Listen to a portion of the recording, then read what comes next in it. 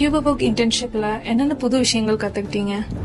Actually இங்க வரும்போது data analysis and websites பத்தி கொஞ்சம் எதுவுமே நாலேஜே இல்லாம தான் இது வந்து என்னோட ஃபர்ஸ்ட் இன்டர்ன்ஷிப் டியூபர்பர்க்ல. நாங்க 15 days சம்மர் இன்டர்ன்ஷிப்காக தான் வந்திருந்தோம்.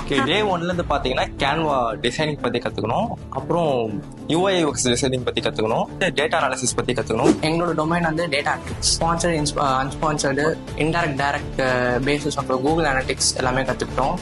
ஸ்டாஃப்ஸோட டீச்சிங் எல்லாமே ரொம்ப ஈஸியா எங்களுக்கு புரியுற மாதிரி அவங்க டீச் பண்றது வந்து ஈஸியா அண்டர்ஸ்டாண்டபிளா மாதிரி இருந்தது. அப்புறம் அந்த வெப்சைட் ஆக்டிவிட்டிஸ் எப்படி வந்து மானிட்டர் பண்றது, எப்படி கவர்ன் பண்றது வந்து செஷன் போச்சு.